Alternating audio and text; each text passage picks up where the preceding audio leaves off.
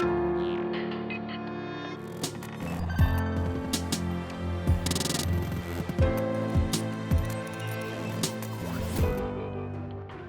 suis ravi de vous accueillir ici au sein d'ISA et plus particulièrement dans le cadre de cette table ronde qui est labellisée en quelque sorte, mais plus que labellisée, parce qu'on verra tout à l'heure, on parlera beaucoup de contenu en lien avec les actions de la Fondation Daniel et Nina Carasso. Ce que je vous demanderai, c'est de vous présenter de manière assez rapide dès que vous allez prendre la parole. Clio, je crois qu'on a compris en fait que tu étais la directrice productive de la production d'ISEA. Pour aller directement dans le sujet, en fait, il est question d'écologie des pratiques et je voulais poser une question directement à Klaus en l'occurrence. Pourquoi la Fondation Carasso soutient ISEA, de quelle manière et quel est le sens aussi de cette table ronde?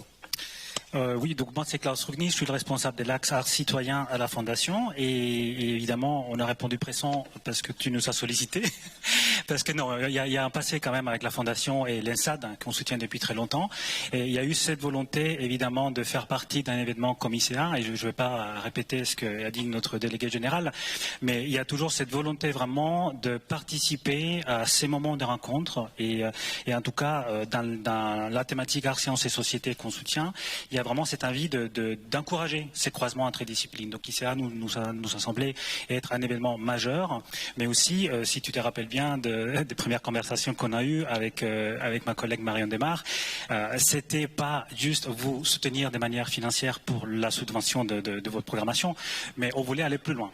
Parce que la Fondation se place aussi, évidemment, on soutient financièrement des projets, mais il y a toute une partie que les gens ne voient pas forcément, mais c'est un accompagnement.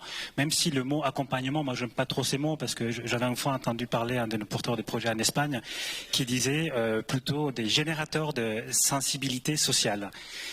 Et donc j'aime bien me dire que nous, en tant que fondation, on peut se placer là où on ne nous entend pas, on n'est pas attendu à certains endroits, mais on peut vous accompagner et vous être utile. Et en plus de ça, il y a tout un volet aussi de valorisation de nos actions, et c'est pour ça qu'on est là aujourd'hui, nous tous, et tout particulièrement Valérie Pillet et Maria Petekuka qui devaient faire partie de cette table ronde, parce qu'on a dans notre thématique art, sciences et société, on a un appel à projet Composer les savoirs qui exprime justement cette volonté de créer une communauté apprenante. Et donc c'est vrai que la thématique est très importante aujourd'hui, elle est très importante pour la Fondation, comme l'a souligné Marie-Stéphane Maradex, et du coup dans cette valorisation des acquis, des expériences, des savoirs, des compositions qu'on fait, on fait appel à des experts. Donc Valérie Pillet et Maria Petekuka ont été sollicités pour faire une évaluation de notre appel à projet. Donc c'est une évaluation, je crois que les liens de l'évaluation sont en ligne. Oui, en ligne, vous pouvez les retrouver en effet en ligne. Donc il y a le PDF qui est accessible en espagnol et en français. Et du coup, c'était vraiment cette volonté de pouvoir partager aussi avec notre écosystème ce qui est ressorti vraiment de tous ces projets qui travaillent vraiment sur le terrain. Il y avait, quand on a préparé cette table ronde, tu m'avais posé une question aussi par rapport à qu'est-ce qu'on fait maintenant? Quel est vraiment c'est trop tôt pour le dire et je pense qu'il y a eu une conversation qu'on avait hier avec Cécile Boulet, donc une des personnes qui accompagne les Cubes dans l'élaboration de leur événement responsable. C'est que dans le monde événementiel, il est énorme les changements qu'il faut faire et on ne peut pas le faire comme ça du jour au lendemain. Donc il faut du temps, il faut pouvoir se placer à certains moments, à certains endroits avec les bonnes personnes et je crois qu'on a trouvé auprès de Clio et Alicia Bonneau que je salue et je sais qu'elle a fait un travail extraordinaire avec Cécile et Cathy Bou et du coup il y a tout un travail vraiment de préparation. Et comment ça peut être vraiment amené l'année prochaine ou même dans vos événements au Cube ou après à l'ENSAD, comment ces choses peuvent être vraiment, ces acquis peuvent être mis en perspective différemment. Alors le terme de composition des savoirs, le terme même de composition est très positif, un peu comme la symbiose aussi, mais il peut avoir des versants peut-être pas plus négatifs, mais en tous les cas il ne faut pas oublier que les coopérations peuvent aussi amener, pas forcément à des frictions, mais en tous les cas peut-être des oppositions, des controverses. Et je me retourne vers Valérie Pillet sur la question de cette composition. Enfin, comment tu as, toi, en tant que chercheuse, mais aussi en tant qu'intervenante au sein sein de la Fondation Daniel et Nina Carasso. Comment tu définis ce terme de composition et quelle est la dimension, en fait, peut-être pas de controverse, mais en tous les cas, de relations qui peuvent être parfois difficiles, mais qui sont nécessaires pour recomposer justement ces savoirs. Quelle serait ta définition et ta pratique pour le coup aussi? Oui. Merci. Bonjour à toutes et à tous. Donc, comme le dit Emmanuel, je suis chercheuse en sciences politiques sur les problématiques d'évaluation au croisement des arts, des sciences humaines et de la société. D'où aussi mon intervention régulière auprès de la Fondation Carasso. Et donc, pour répondre à ta question, la composition, je ne saurais pas parler de composition sans quand même avoir une pensée pour Bruno Latour, puisque je pense quand même que la Fondation Carasso sera d'accord avec moi pour dire que composition a été largement inspirée du manifeste compositionniste que Bruno avait écrit à la fondation de l'École des Arts Politiques que nous avons créé ensemble à Sciences Po. Et donc, déjà rappelé que Bruno nous disait bien que composer un monde commun, c'est parce qu'il n'est pas déjà composé, donc il est à composer. Donc ça, c'est une première chose. Après, composer les savoirs, parler de composition de savoir plutôt que de parler de discipline, c'est déjà apprendre à déhiérarchiser les savoirs, puisque les disciplines sont une forme de savoir parmi d'autres qui est institutionnalisée, instituée, mais il y a d'autres formes de savoir, donc ça permet déjà de déhiérarchiser les différentes formes de savoir, et surtout de peut-être, et je pense que c'est vraiment une volonté aussi de la Fondation Carasso, de nous amener à penser les savoirs et les savoir-faire artistiques et scientifiques comme des savoirs qui doivent être arrimés, qui doivent s'ancrer et s'appuyer sur d'autres formes de savoir qui sont ce qu'on appelle de manière assez ordinaire les savoirs profanes, ce qui ne veut pas dire grand-chose, mais disons en tout cas s'appuyer sur les savoirs qui sont détenus par l'ensemble des acteurs de la société civile, que ce soit des savoirs professionnels ou des savoirs expérientiels, et de s'appuyer sur ces savoirs. Il n'y a qu'à cette condition-là, en s'appuyant sur ces savoirs-là, que les savoirs scientifiques et artistiques pourront devenir réellement transformateur, à notre sens. Donc il y a ça aussi dans composition, mais dans composition il y a aussi montrer à quel point les disciplines et les savoirs déjà institués font partie, bon tu l'as dit tout à l'heure, il faut se méfier des métaphores et des mots, mais c'est vrai que même nous deux, on aime bien le mot écosystème, mais disons voilà, faire bien se rappeler que, et je pense que Roger Malina en a parlé tout à l'heure, ça m'a fait plaisir qu'il mette en avant aussi la créativité des bureaucrates. Je sais pas qui mettait exactement derrière les bureaucrates, mais en tout cas, je pense qu'effectivement, il faut ne jamais oublier que les savoirs font partie, la création des savoirs font partie d'écosystèmes, des écosystèmes qui sont constitués d'institutions, d'économies, de politiques, de métiers, de motivation, d'intérêts, de parcours, d'évaluation, de tous ces ensembles-là, avec lesquels et dans lesquels il faut négocier. Alors j'en arrive du coup à la partie effectivement peut-être moins pacifique, parce que effectivement aujourd'hui la pluridisciplinarité elle est admise dans tous les discours, mais et c'est un peu l'enquête que j'ai menée avec Maria Petekuka pour la Fondation Carasso au sein du programme Composer les savoirs, qu'on a réalisé que finalement on trouvait que c'était un peu trop pacifique à notre goût. Alors je pense que ça ne l'est pas, c'est juste ce qui est rendu visible, c'est-à-dire que les frictions qui s'opèrent entre les différentes formes de savoir sont peu visibles. Or, il me semble que c'est un enjeu de les rendre visibles et de politiser en fait la pluridisciplinarité d'une certaine manière. Et j'en viens parce que c'est vrai que peut-être ça prête à confusion. Au bout d'un moment, on parle de composition de savoir et puis le titre c'est l'écologie des pratiques. Donc je dirais que pour moi l'écologie des pratiques c'est comment mettre en œuvre la composition de savoir. Et en fait, là, je reprends le terme écologie des pratiques de Isabelle Stengers, une philosophe belge, et qui dit et qui précise bien à quel point l'écologie des pratiques n'est pas du tout. C'est un espace de partage de pratiques, mais qui n'est pas du tout pacifique. Alors pourquoi parler de pratiques là plutôt que de savoir? Parce qu'en fait, les savoirs sont fabriqués par des pratiques. Un artiste pratique des concepts, pratique des matières, pratique des gestes, pratique tout un tas de choses. Les scientifiques de même, ils pratiquent des instruments, ils pratiquent des dispositifs d'écriture, etc. De même, les acteurs de la société civile pratiquent aussi dans leur métier, pratiquent aussi en fonction des expériences qu'ils traversent, que ce soit dans le champ de la santé ou autre. Et puis, ce sont toutes ces pratiques qui construisent ces savoirs, et une fois que ces savoirs sont constitués, il y a d'autres pratiques, celles-là économiques, politiques, institutionnelles, qui viennent là pour donner forme à ces savoirs et les diffuser et les faire exister dans différents champs de la société.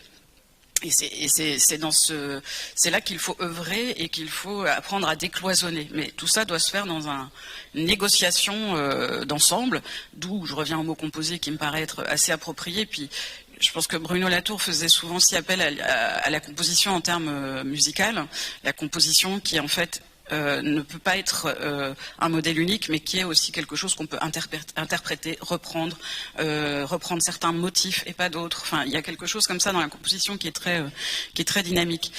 Mais pour autant, encore une fois, parler d'écologie des pratiques au sens d'Isabelle Stengers, c'est aussi repolitiser ou politiser les relations et les articulations possibles entre les différentes formes de savoir. Parce que ce qui nous est apparu dans l'enquête, c'est que on avait du mal à justement percevoir ce qui se passait au moment des négociations, quand des artistes et des scientifiques travaillent ensemble. On voit, si on leur parle après, ils nous disent on a été nourris, c'était super, mais on a du mal quand même à voir les négociations qui ont eu lieu au plus près de l'expérimentation qu'ils ont fait, quelle méthode a été empruntée à laquelle, comment ils ont transformé certaines méthodologies, certains outils. Et je me permets juste, puis je vais pas être trop longue, mais de citer justement un très ancien livre d'Isabelle Stengers qu'elle avait dirigé, qui s'appelle Des concepts nomades. Et qui expliquait à quel point ce n'est pas anodin et ce n'est pas neutre de faire passer un concept d'une science à l'autre. Je parle par exemple, je sais pas, du concept de programmation qui est passé entre plusieurs sciences. Et en fait, c'est cette dilution qui peut être dangereuse. Et c'est là que je parle de politiser, c'est-à-dire qu'il faut montrer où les frictions se passent. Un concept ne passe pas d'une science à l'autre de manière innocente. Chemin faisant, il est transformé, mais on oublie ces chemins-là et ces cheminements de transformation. Et aujourd'hui, quand on parle de pluridisciplinarité, de relations entre art, sciences, technologie, puis art, sciences et société. Il faut prendre vraiment soin de tous ces cheminements et les rendre visibles pour politiser. Et pour rappeler encore et conclure Bruno Latour qui disait mais politiser, ce n'est pas se débarrasser de nos désaccords, c'est organiser nos désaccords. C'est faire en sorte, créer les conditions de rencontre et de partage de nos désaccords. Et finalement, l'écologie des pratiques, c'est organiser ces rencontres, mais pas sur un mode pacifique, sur un mode, par contre, de respect et d'égalité et de reconnaissance égalitaire entre les différentes formes de savoir, mais pour aller frictionner ce qui se passe aux frontières des différentes formes de savoir.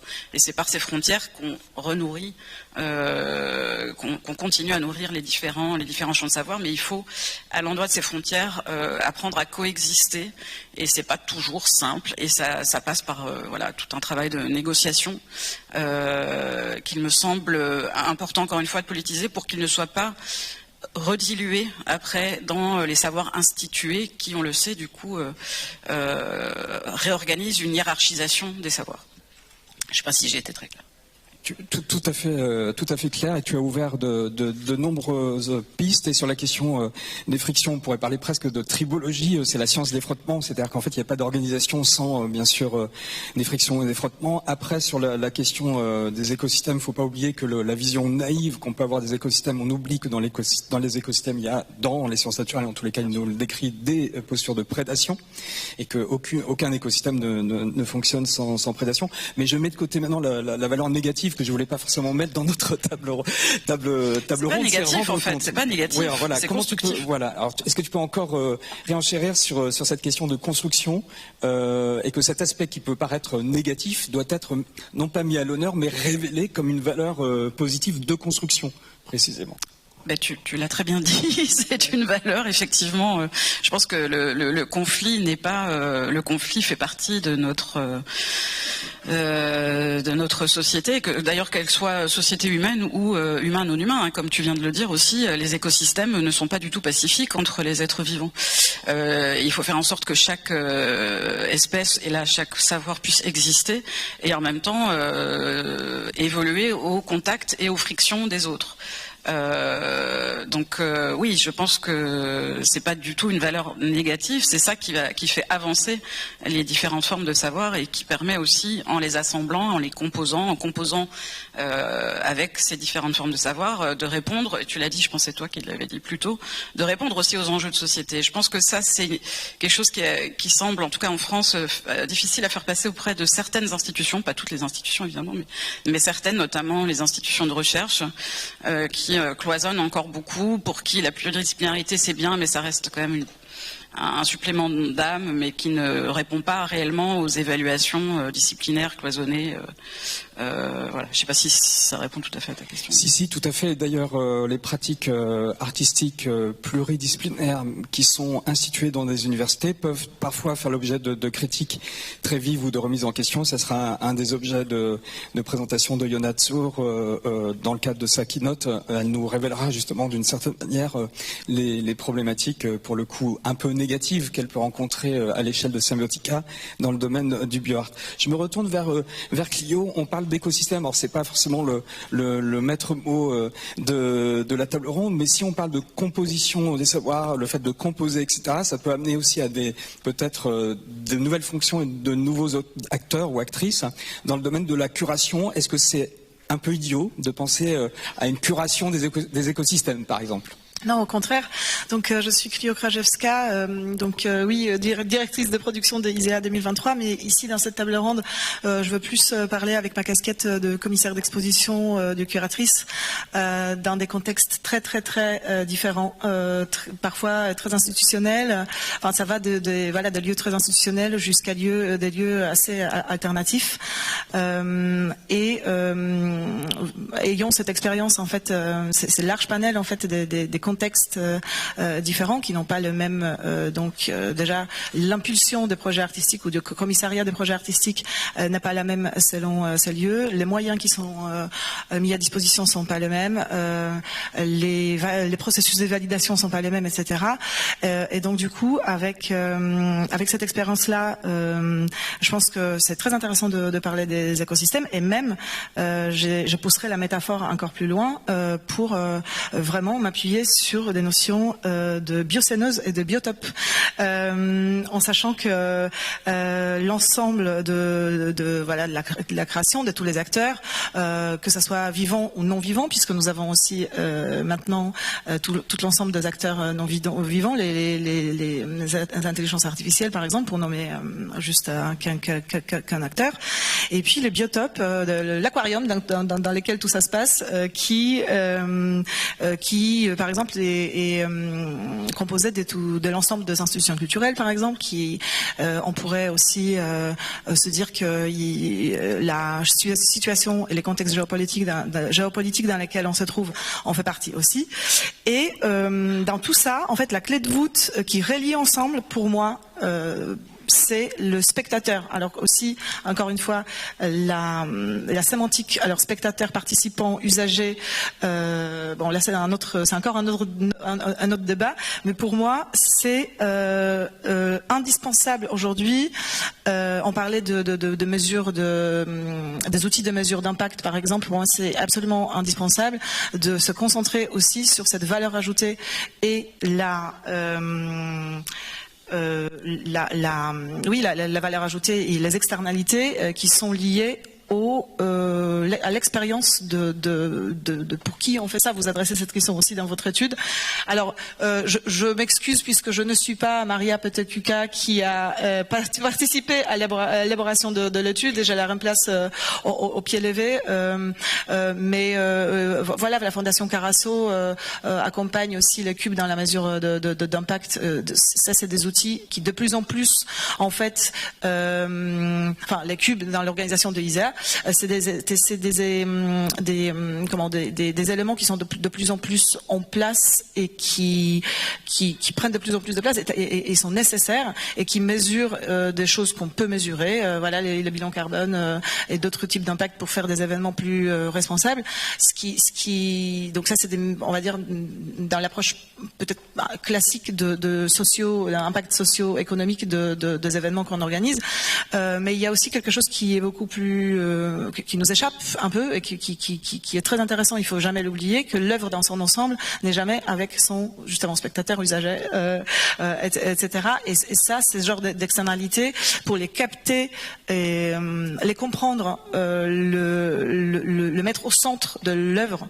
C'est encore pas mal de travail devant nous, même si effectivement il y a, on ne peut plus en fait commencer l'interaction. Je parle voilà d'interaction, mais la monstration ni l'interaction avec l'usager au moment du vernissage de plus en plus.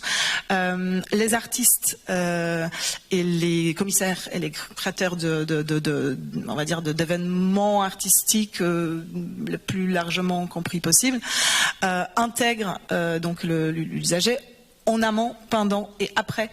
C'est le cas aussi du collectif d'Innovation, avec des exemples que Maria présentera très certainement tout à l'heure. Mais voilà, et ce qui est important, c'est de parler peut-être moins d'une exposition, de présentation d'œuvres, que de la mise à disposition et voir qu'est-ce qu'on en fait en fait une fois que l'œuvre est co-créée et mise à disposition. Voilà, je m'arrête là peut-être et voilà, comme tu interpelles Maria, il faut que ça se fasse de manière tout à fait naturelle. Maria, et je pense à ce que disait aussi Valérie à l'instant, quand on parle d'esprit compositionniste, tu me corriges si je me trompe, mais il parlait aussi de composition des épistémés en quelque sorte, mais abordons pas la question d'épistémologie tout de suite, mais plutôt sur les questions de temporalité, parce que composer des épistémés, ça veut dire des manières de penser, des systèmes de pensée qui apparaissent à des époques et sur des sols donnés. Et ce que je trouve intéressant dans l'approche de Bruno Latour en l'occurrence, c'est qu'il y a aussi cette composition, j'allais dire, temporelle. Et cette composition temporelle, on le retrouve peut-être dans les processus d'innovation qui sont remis en question par beaucoup d'artistes depuis très très longtemps, mais je crois que d'innovation en l'occurrence, voilà, tu peux nous parler de plusieurs exemples très très précis, notamment sur ces nouveaux compositeurs, puisque c'est le terme qu'utilise aussi la Fondation Daniel Nina Carasso. Est-ce que vous êtes des compositrices ou des compositeurs dans le domaine de la d'innovation? Est-ce que tu peux nous en dire un peu plus? Alors, il faut un micro. Oui, donc je suis Maria Roszkowska, je fais partie des collectifs d'innovation.org. Nous présentons plusieurs projets à ISEA, dont je vais parler rapidement, et il y aura une présentation plus complète juste après. Donc, ce sont les questions que nous posons au sein de collectif. Depuis plusieurs années, nous travaillons sur la propagande de l'innovation technologique, et quand nous avons commencé les projets sur la post-croissance, donc post-growth en 2019, nous nous sommes rendus compte que la technocritique et la critique des technosolutionnismes, ça ne sera pas suffisant. C'est juste rester simplement en critiquant des choses, c'est pas suffisant. Que ce qui est attendu, ce sont des solutions, ce qui est quand même un peu compliqué. Donc, nous avons plutôt choisi une troisième voie qui est repeupler des imaginaires avec un ensemble de concepts démontrant une multiplicité de perspectives et les manières de voir des choses, et aussi d'un autre côté, c'était les liens entre les crises environnementales et la croissance économique. Donc voilà, là je peux parler vraiment comme artiste, c'est juste des points de vue très pratiques. Et je peux expliquer un peu une méthodologie dont nous avons développé. Donc nous avons travaillé avec 3 axes. Répertorié avec une série de 80 interviews avec les chercheurs de différentes disciplines, donc climatologues, chimistes, ingénieurs, anthropologues. Activé, donc c'est à travers d'un jeu de plateau que nous avons créé avec Julien Maudet. Donc c'est une sorte d'escape game pour sortir de la croissance économique, de l'orthodoxie de la croissance économique, et incarner donc les papiers c'est les papiers et modèles scientifiques que nous avons transformés en des installations artistiques. Donc, je vais rapidement juste parler des méthodologies très concrètes pour ces 3 axes. Donc, répertorier, c'est le projet Post-Growth Toolkit Interview, à voir pendant ISEA à Centre culturel canadien. Et nous avons commencé une recherche dédiée en 2019. Nous avons allé en Californie, à l'université de Californie, pour voir ce qui s'est passé dans les laboratoires, pour vraiment collectionner les notions clés et créer comme un index d'outils à penser qui peuvent nous aider à comprendre, à s'orienter dans les temps de crise.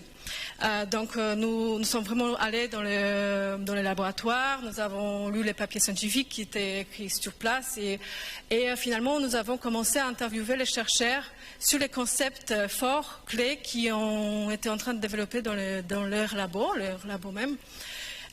Donc c'est des concepts comme informatique effondriste, terraformation, services écosystémiques, transfert de richesses interespèces. Idéologie de la croissance. Maria, je pense qu'il faut qu'on parle un peu plus doucement pour la traduction. Ah, pardon. Parce qu'il y a une traduction simultanée, on va essayer de... Et moi le premier d'ailleurs. Pardon Maria, merci. D'accord. Donc voilà, désolée, j'ai oublié la traduction. Il y a aussi donc un deuxième axe, c'était répertorier.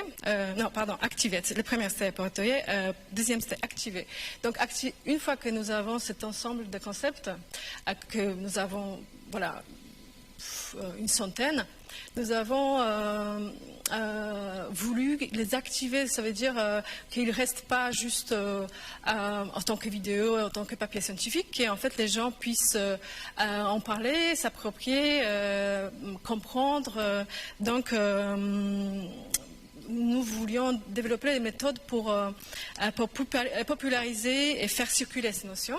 Et ça, c'était à travers d'un jeu. Du coup, Postgrowth Toolkit The Game, et pour vraiment accueillir un niveau de compréhension plus large et créer un contexte pour amorcer les débats. Donc c'est vraiment comme un discussion starter, c'est juste pour arriver à sortir ces notions de leur milieu universitaire et aussi pouvoir engager d'autres personnes. Donc, de l'autre côté, ces notions, ils sont assez abstraits, donc ils n'avaient pas de proxy visuels. Donc, nous avons travaillé sur les illustrations, donc sur une sorte de signal porteur pour la vulgarisation. Chaque illustration est accompagnée donc d'un court texte synthétique, mais aussi assez compréhensible, écrit avec une journaliste, Pauline Briand.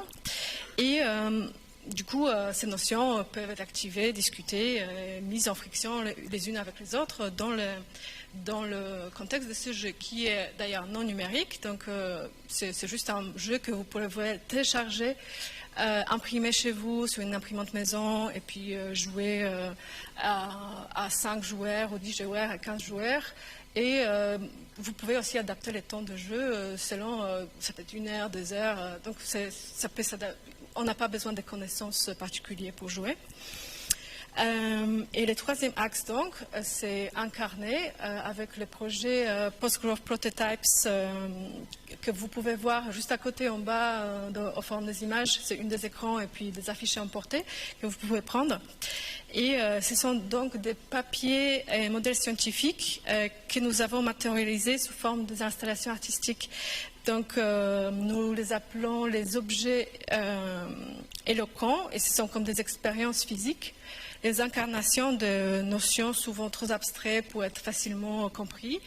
Et ce qui est vraiment en jeu, comme par exemple pour les questions de transition énergétique, souvent on ne se rend pas compte des différents niveaux de complexité, ou par exemple à quel point le pétrole c'est une source d'énergie incroyable comparant à une énergie physique de l'humain.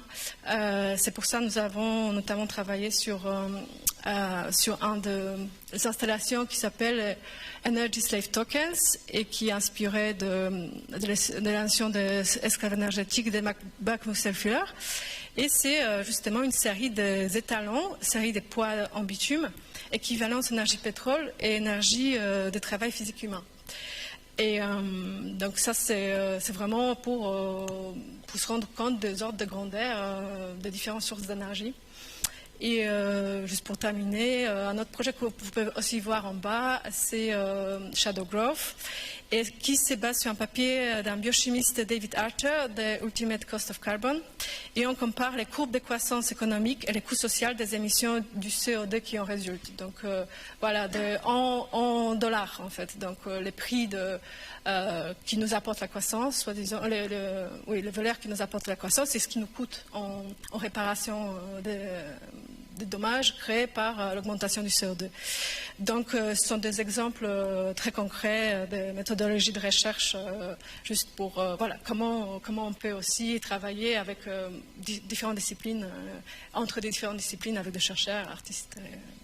D'ailleurs, je trouve intéressant, y compris dans le propos de Clio, qu'on est passé de l'écologie des pratiques aux pratiques écologiques, puisqu'en fait, effectivement, les deux fonctionnent ensemble. Et c'est une question, pour le coup, à Klaus, puisque Maria, tu évoques notamment ces mesures d'impact. Et je reviens sur ce que tu précisais tout à l'heure. La Fondation Carasso a encouragé, stimulé et accompagné aussi notre propre organisation, Clio l'évoquait, à mesurer l'impact. Est-ce que tu peux nous en dire quelques mots, et ensuite j'aurai une question plus précise par rapport à Disnovation tout à l'heure.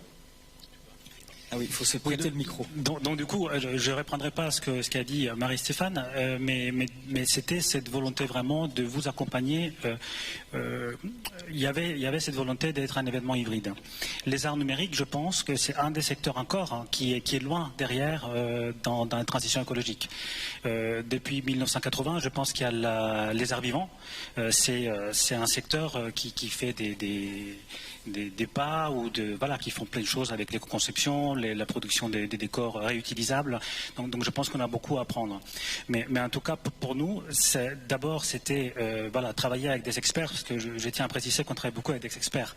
Et c'est ces gens-là, en fait, qui ont l'expertise ou les compétences, si vous voulez. Et c'est pour ça qu'on a fait appel au Bulbe, parce qu'il y avait cette volonté de pouvoir accompagner et pouvoir vous faire poser les questions aux bons endroits. Parce qu'évidemment, rien n'est parfait encore. Mais je pense qu'il faut déjà vous donner ces possibilités pour faire avancer les choses. On avait parlé des bonnes pratiques, et évidemment c'est encore trop tôt pour parler des bonnes pratiques, mais je pense que nous, au sein de la Fondation, on a déjà identifié des pistes sur lesquelles nous, en tout cas, on peut travailler, sur lesquelles nous, on peut développer des modalités. Et moi, personnellement, j'ai 4 pistes sur lesquelles je pense que c'est important pour nous tous de pouvoir se poser les bonnes questions. C'est déjà la sensibilisation au sujet par l'éducation, par la formation.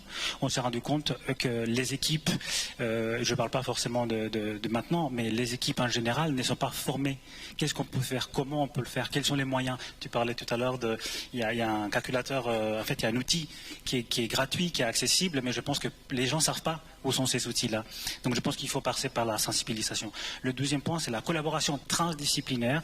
Je pense qu'il faut vraiment, je ne parle pas d'interdisciplinarité, mais plutôt de transdisciplinarité, parce que je pense que dans cette collaboration, où on va créer des contenus et des méthodes ensemble, c'est là où on va changer la donne.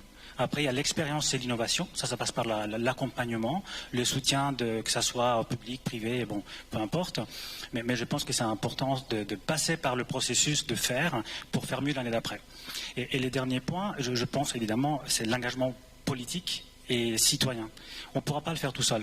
Donc je pense que nous, on pose la pierre là, on génère ces espaces de dialogue critique, créatif, et le but c'est de trouver ensemble des solutions. Mais je pense que c'est important de se dire, voilà, il faut quand même le faire ensemble.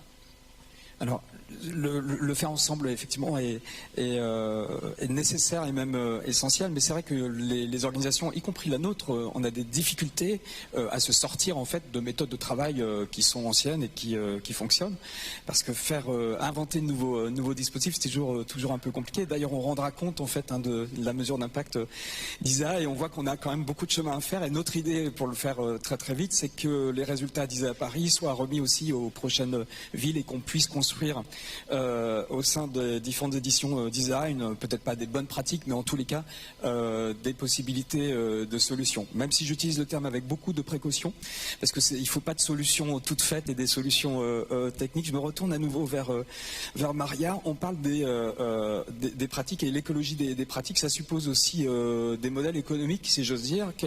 Comment vous fonctionnez en termes de financement? Quelle est votre économie? Parce qu'on en parle d'écologie, mais dans l'écologie, il y a bien entendu aussi tous ces aspects. Comment fonctionne Disnovation depuis quelques années, nous travaillons de plus en plus avec les universités, des écoles, avec du coup dans le cadre de résidence avec les chercheurs. Donc c'est souvent comme ça que nous arrivons à créer de résidences de recherche de plus long terme, et du coup financées par les universités, par exemple à Louvain-la-Neuve ou en Californie, en Irvine. Après, c'est quand même les restes, c'est nous participons à des festivals, des expositions. C'est voilà, c'est un peu les parcours un peu plus classiques. Ouais, les financements disent quelque chose, bien sûr, de votre activité. C'est-à-dire que le type de financement qui est assez diversifié est bien sûr intégré dans votre méthode aussi. Enfin, les deux vont ensemble. Oui. Et de manière assez trop générale, dans le milieu de la culture, on se dit, tiens, on va chercher un mécène, comme si on pouvait avoir un financement comme ça qui tombe du ciel. La Fondation Carasso n'est pas seulement un financement qui tombe du ciel, c'est aussi un accompagnement. Et je dis souvent, quand on crée des écosystèmes et qu'on travaille dans le cadre soit de l'université, de l'académie ou avec des industriels, c'est pas simplement des financements, c'est aussi des échanges en termes de pratiques. Par exemple, quand un laboratoire de recherche est financé même par une industrie, on s'aperçoit que des acteurs dans l'industrie ont aussi une opinion très critique par rapport au processus industriel, et il y a donc des échanges en termes de compétences qui se construisent avec des financements. C'est pour ça que je posais la question de cet aspect financier, et j'allais précisément rebondir et te laisser la parole, Clio, sur cet aspect-là. Qu'est-ce que tu penses en fait de l'économie telle que je l'évoque? Alors, je pense que tu as tout à fait, t'as fait bien résumer le fait que la création, la manière dont elle est financée conditionne aussi les résultats quelque part, mais c'est aussi les cas des lieux justement, et comme je disais, travailler avec un très large panel de différents contextes. Là, c'est aussi votre cas à vous, d'Innovation. On a eu l'occasion de travailler ensemble plusieurs fois dans plusieurs institutions. C'est pas la même chose j'allais dire montrer votre travail, mais bon, parfois c'est pas que montrer comme on l'a évoqué précédemment, dans un centre d'art en banlieue londonienne, dans une grande biennale d'art numérique, dans un lieu complètement alternatif et associatif, puisque nous rencontrons aussi sur ce terrain-là avec Disnovation, avec Maria. Voilà, tout ça enrichit constamment, et notamment, enfin, la création, l'œuvre elle-même, voilà, et tout ça. On parlait de spectateurs, spectatrices, participatrices, participateurs, usagers, etc., participants, mais surtout vous intégrez tous les acteurs en fait dans vos créations, c'est-à-dire que vous intégrez également, voilà, la communauté de chercheurs, les théoriciens, les activistes. Voilà, c'est ça qui est formidable aussi dans votre travail.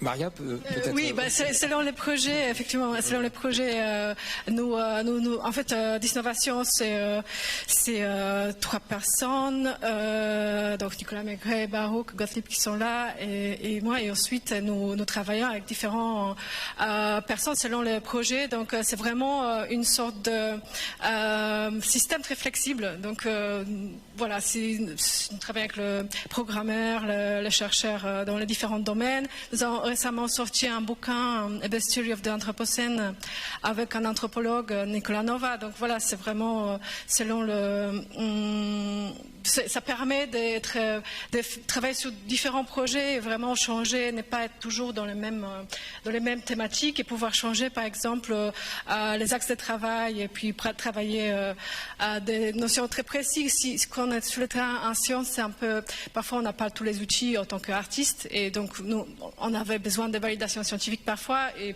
parfois aussi d'autres idées pour créer voilà. Oui, des validations croisées en quelque sorte, tout en préservant peut-être une certaine forme d'indépendance. Je ne sais pas si ce terme est peut-être un peu galvaudé. Je me retourne vers Valérie sur la question de la recherche et des acteurs, en fait, des chercheurs, qui ne sont pas forcément dans les institutions, qui peuvent être dans les institutions, mais qui revendiquent, comme tu l'as fait aussi à juste titre, me semble-t-il, une certaine forme, non pas de posture, mais de position indépendante. Donc la question des différents types d'acteurs, institutionnels, non institutionnels, le public, etc., composer tout ça fait peut créer aussi des risques de récupération par des institutions. Je ne parle pas de la Fondation Carasso, mais je pourrais parler d'ISEA en l'occurrence. C'est-à-dire que là, on parle d'innovation, de processus, de collectifs, etc. Vous pourriez me dire, c'est très facile de le faire quand on est directeur de la recherche d'une école d'art et de design à Paris. Donc c'est une vraie question. Qu'est-ce que tu penses en fait de cette écologie des pratiques en préservant une certaine forme, non pas d'autonomie, mais peut-être d'indépendance de pensée? Pardon pour la grande question. Oui, c'est une grosse question. Pour reprendre encore Isabelle Stengers, quand elle parle de l'écologie des pratiques, c'est effectivement pas de préserver à tout prix l'autonomie des... Alors elle parle de discipline ou de pratique, mais moi je veux dire vraiment des différentes formes de savoir, mais d'apprendre à coexister et à faire bouger les frontières, mais tout en préservant effectivement, je ne sais pas si c'est l'autonomie, mais en tout cas sa singularité.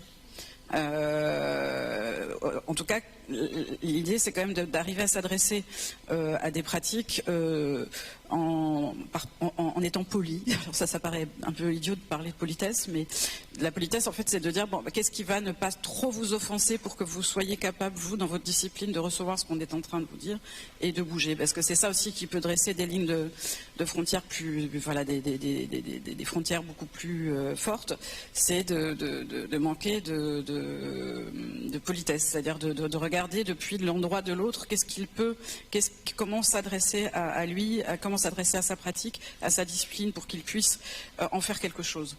Donc effectivement, c'est en ce sens-là aussi que c'est constructif, c'est-à-dire qu'il faut arriver effectivement à faire en sorte que l'autre puisse prendre, entendre et voilà. Et bon, ça peut se faire et je pense que ça se fait déjà beaucoup dans les collaborations art-sciences. Par contre, ce qui est moins évident, et je vous connais pas assez pour savoir exactement comment ça se passe pour vous, mais c'est effectivement le problème de la récupération. Et parfois, c'est pas de la récupération mal intentionnée, c'est un manque d'attention justement aux détails, aux considérations pratiques, opérationnelles, administratives, institutionnelles, etc. Et il est très fréquent que dans des collaborations art-sciences, un scientifique puisse se dire ah bah tiens là j'ai appris des choses, mais après tout le cheminement qui va faire qu'il arrive à partir de ce qu'il a nourri, le transformer, le rendre entendable par ses collègues, par ses pairs, l'intégrer dans des nouvelles méthodes, tout ça prend du temps en plus, hein. C'est pas comme si la science se construisait, ça peut prendre 2-3 ans avant qu'un scientifique puisse trouver la manière dont il peut tirer profit d'un apprentissage d'un projet où il s'est hybridé avec d'autres champs de savoir et le chemin qu'il va devoir prendre pour que ça puisse être reconnu, intégrable dans des dispositifs qui sont les siens, dans sa discipline. C'est tout ce cheminement qui en général se perd, qui dilue et qui fait qu'à un moment donné, je sais pas, je dis un physicien pour reprendre un exemple lambda, mais le physicien va se retrouver et tout le cheminement aura disparu. C'est-à-dire que là, il y a une dilution en fait de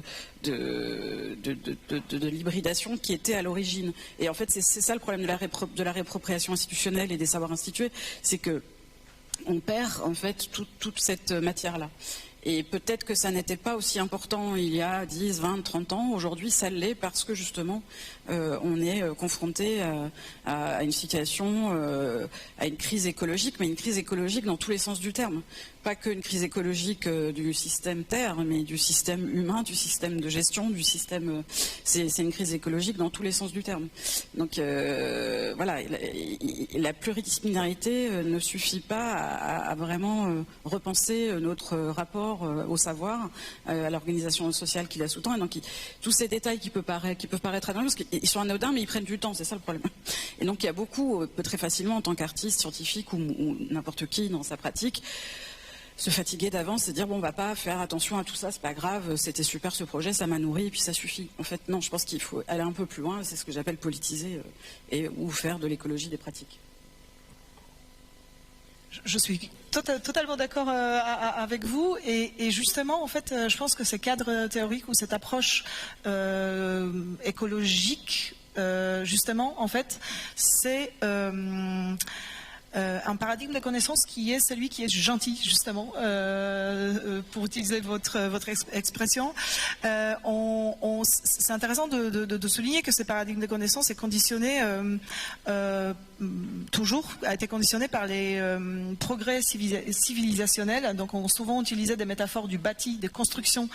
Ensuite, avec l'arrivée de postmodernisme, on a commencé à parler de tissage, maillage, etc. Et on arrive aujourd'hui à utiliser justement les vocabulaires et le paradigme de l'écologie, etc. Voilà. Aussi parce qu'on s'inspire, parce qu'aujourd'hui, plus que jamais, il y a tellement d'acteurs, tellement d'éléments, etc. On maîtrise beaucoup moins aussi l'ensemble en fait des choses qui composent l'écosystème, et du coup on doit en fait faire confiance aussi à des systèmes d'organisation décentralisés qui sont ceux qui sont pas construits seulement par l'humanité. Je passe juste un petit message, c'est que je pense que parce que derrière tout ça, finalement, c'est un peu mon cheval de bataille à moi, puisque je fais une thèse sur ces problématiques-là, mais c'est quand même derrière tout ça les problématiques d'évaluation. Évidemment, on a besoin d'évaluer, on a besoin de l'évaluation. Mais au fur et à mesure de mon travail, je me rends compte à quel point vraiment il y a une force de prophétie autoréalisatrice de l'évaluation, avec laquelle il faut vraiment faire attention. Et évidemment, ça doit aller dans les deux sens, mais il faut vraiment aussi que les acteurs sur le terrain ne fassent pas que subir l'évaluation, mais se rendent acteurs aussi de l'évaluation, en la performant, en tout cas en s'y intéressant, en y prêtant attention. Et donc de nouveau prêter attention à l'évaluation, c'est prêter attention à comment on nomme les choses, qu'est-ce qu'on en fait, quels sont les statuts. Voilà, si un scientifique travaille avec un artiste, est-ce qu'il va le citer, comment il va le citer. À l'inverse, voilà comment un artiste, quand il présente une œuvre, peut faire en sorte, sans diluer ou amoindrir ou affaiblir l'œuvre, quand même rendre part ou rendre compte de tout ce qui a fabriqué l'écosystème de cette œuvre pour qu'elle existe. Enfin voilà, c'est des questions vraiment, je pense qu'il faut travailler et qui ne le sont pas encore assez aujourd'hui. Alors peut-être non pas pour clore cette discussion, mais pour terminer cette table ronde et avoir la politesse et la gentillesse de passer la parole au public, s'il y a des questions, une dernière question à Klaus. Donc tu as la gentillesse de me donner ton micro, mais il t'en faut un pour me répondre, et j'en perds ma question. Je voulais, voilà, ça me revient. Pour un modérateur, c'est un peu bête de perdre ces questions. Il y a la question aussi des individus, on l'évoque beaucoup là finalement un peu en creux, c'est-à-dire qu'on parle des organisations, institutions, non institutions, mais après il y a aussi les voyages ou les parcours des individus. Et ce qui me semble intéressant, que ce soit la Fondation Carasso et dans d'autres organisations bien sûr aussi, et en parlant de toi, je veux pas t'inciter à parler de ta biographie, mais ça me semble quand même intéressant de voir qui opère au sein de la Fondation, par exemple, toi, et je pourrais poser la question évidemment à chacun d'entre nous, parce qu'on traverse des écosystèmes, des organisations. Et ça, c'est une vraie question aussi. C'est-à-dire que comment on fait pour traverser des organisations, avoir un rôle, et puis à un moment donné, changer, continuer en fait de garder son cap écosystémique, si j'ose dire, mais dans d'autres milieux. Bon, dans mon cas, moi je suis à la base donc artiste de formation, et c'est là où j'ai rencontré d'ailleurs Maria. On s'est rencontrés il y a une quinzaine d'années à l'ENSAD Lab. On a travaillé ensemble, et depuis après j'étais parti vraiment dans une voie qui était plus recherche, enseignement. Donc j'ai une vingtaine d'années d'expérience vraiment dans ces domaines-là. Et c'est vrai que par mon intérêt sur les pratiques participatives et collaboratives, c'est là que je suis rentré en contact avec la Fondation. Donc c'est vrai que ce parcours-là était, on va dire, même d'experts ou de quelqu'un qui a des compétences ou qui s'intéresse à ça. Et aussi, j'avais l'expérience de terrain.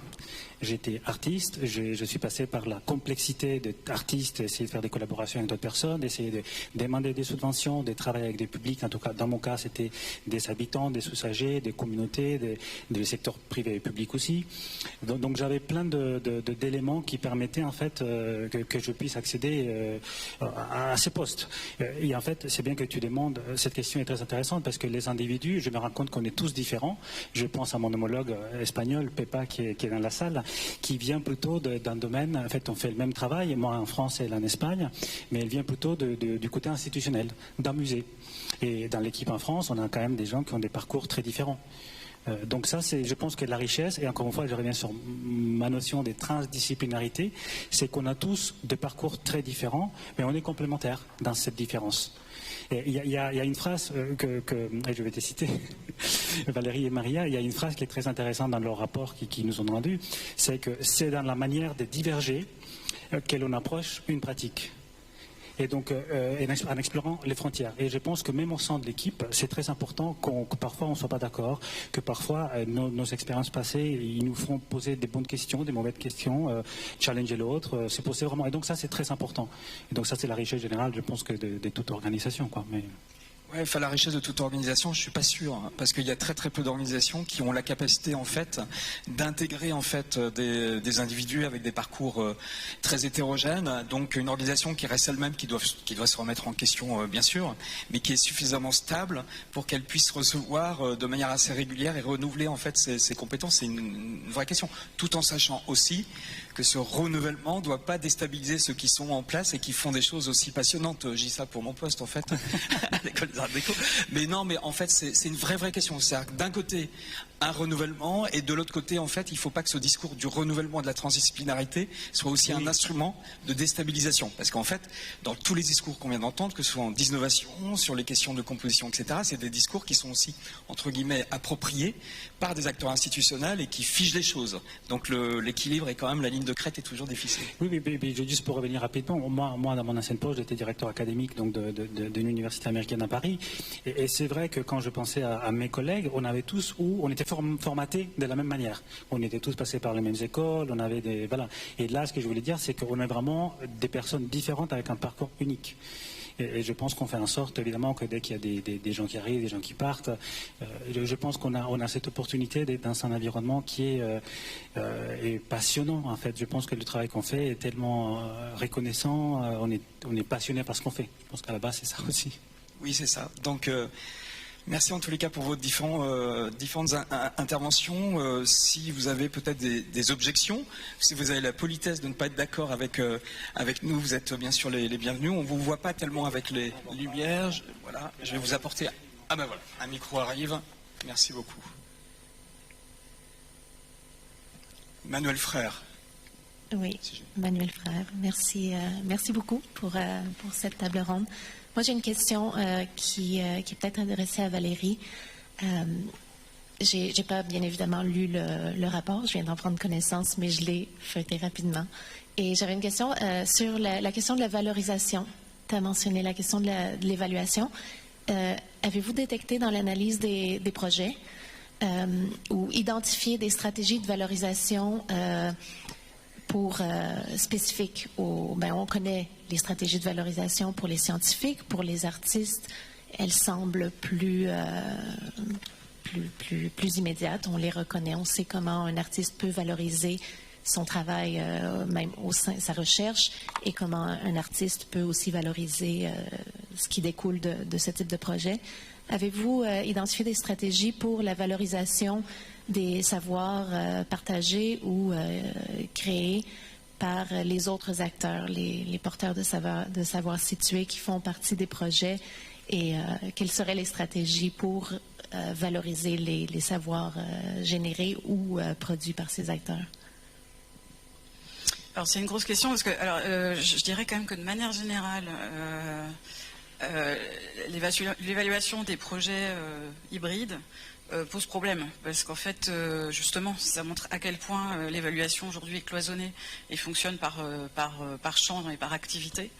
Et que, en fait, tous les acteurs qui travaillent ensemble sur un projet, que ce soit avec des artistes scientifiques ou d'autres acteurs professionnels, se retrouvent confrontés à devoir à la fois rendre des comptes à leurs propres institutions de rattachement, tout en devant rendre des comptes du projet dans lequel ils se sont investis, parfois en partenariat avec leurs institutions, parfois en dehors.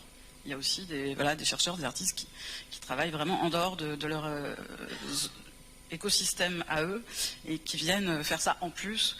Et donc il y a vraiment un enjeu sur apprendre, et je pense que c'était un des objectifs en tout cas de l'enquête qu'on a menée avec Maria Patekouka, c'était avec la Fondation de commencer à réfléchir justement à comment on peut évaluer. Et une des choses qui a été mise à jour, c'était effectivement que un des problèmes de l'évaluation de ces projets, c'est qu'il faut justement pister, enfin moi j'aime bien ce mot de pister les effets, mais sauf que ça prend un peu de temps et que c'est quasiment presque une enquête en plus pendant et après le projet, qui est d'aller pister les effets, d'aller voir justement ce que ça a fait faire aux scientifiques, ce que le projet a fait faire aux aux artistes, que le projet a fait faire à tous les acteurs impliqués. Donc c'est aussi multiplier les perspectives.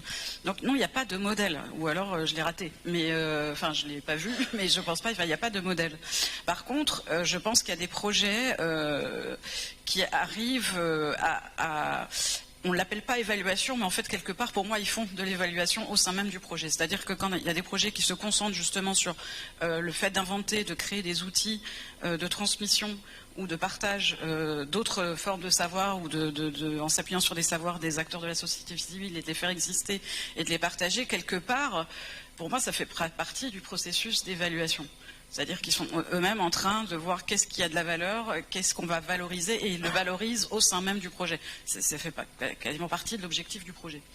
Ce qui ne résout pas complètement la question, mais qui veut dire aussi que c'est intéressant de re-questionner le terme d'évaluation, parce qu'il y a l'évaluation telle qu'elle est formatée, formalisée, et puis il y a l'évaluation dont on ne parle plus, mais qu'on fait tout le temps. Mais qu'on ne nomme pas forcément évaluation, mais qu'en fait on est en train de faire constamment. Et donc il y aurait peut-être une manière de réarticuler ou de réconcilier ces deux axes, voilà, que l'évaluation n'est pas juste, ce ne sont pas juste des formulaires, des grilles, c'est aussi faire des choix, aller dans telle ou telle direction, prendre telle ou telle orientation. Enfin, en fait, on évalue constamment. Donc il y a aussi à redonner de la valeur et à valoriser ce qui est créé au sein même du projet. Là, tu es en train de nous dire qu'on est en plein processus d'évaluation réciproque. Voilà. Ouais. Constamment.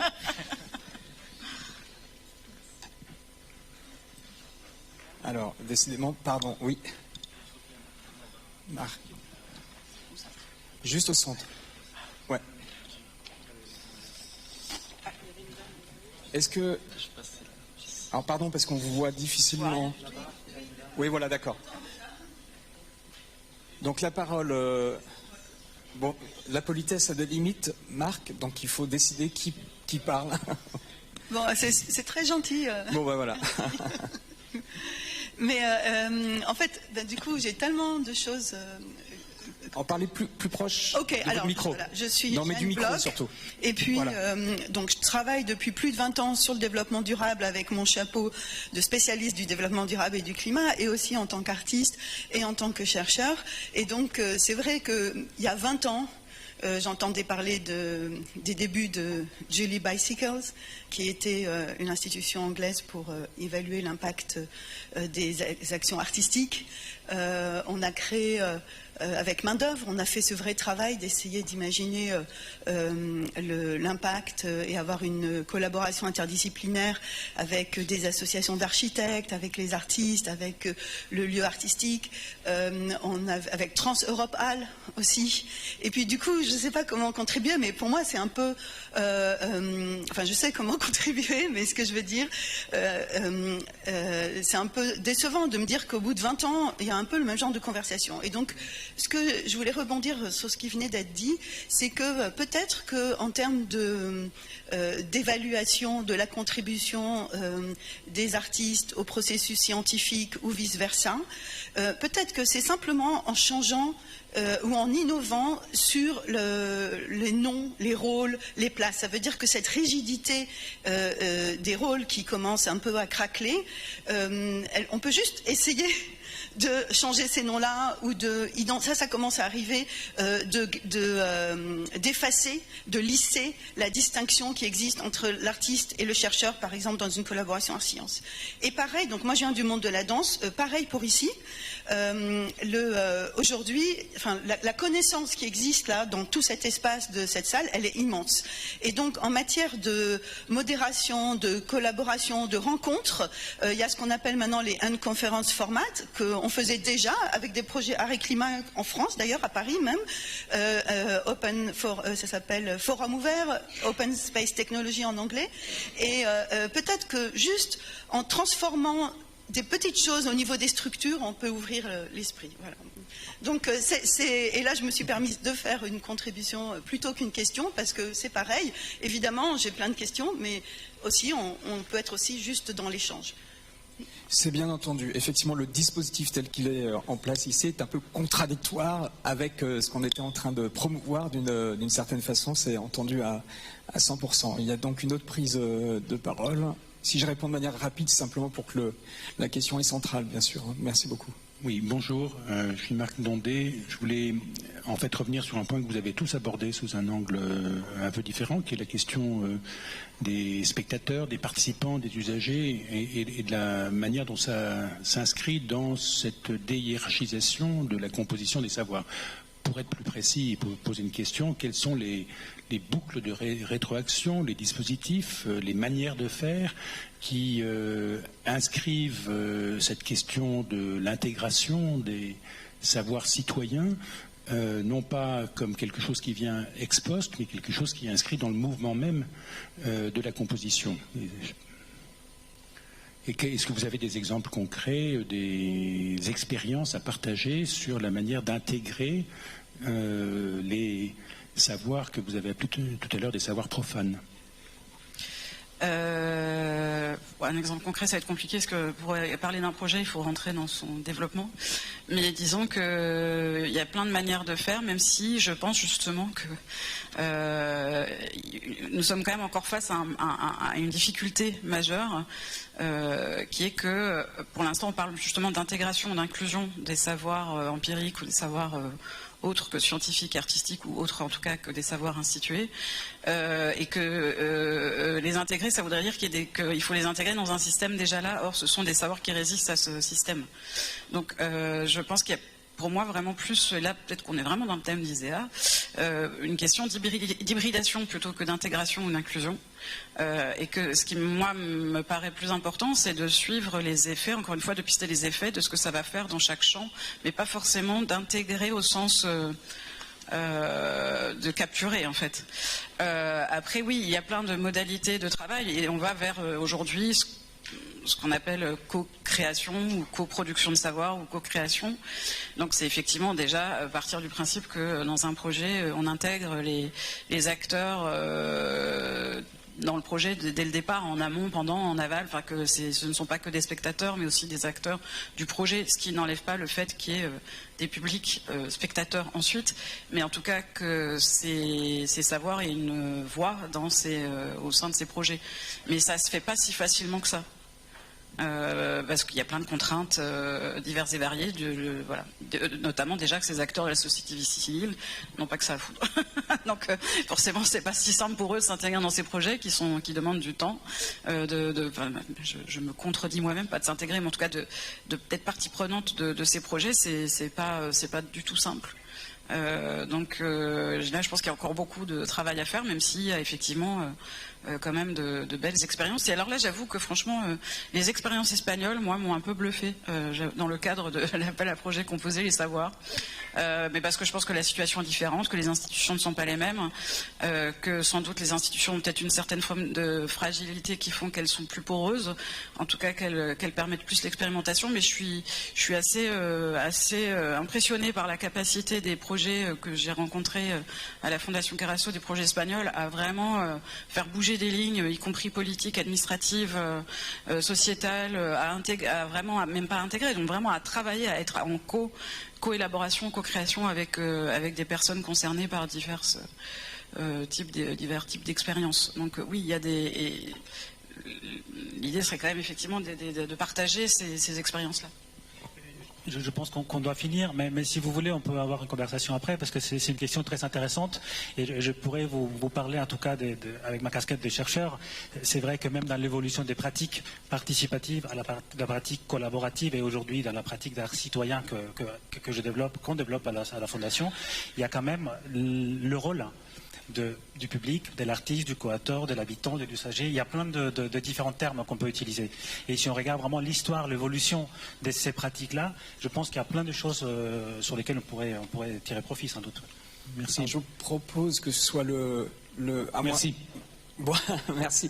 Soit le mot de conclusion temporaire. On tourne toujours autour de cette question de la participation depuis au moins les années 50 avec les happenings, l'art participatif. Et à ISEA, on connaît bien la question aussi sémantique, pas seulement de la pratique, de l'interactivité à l'interaction, avec tous les processus d'innovation ouverte et de participation. Mais à chaque fois, ça se rejoue quand même à nouveau frais.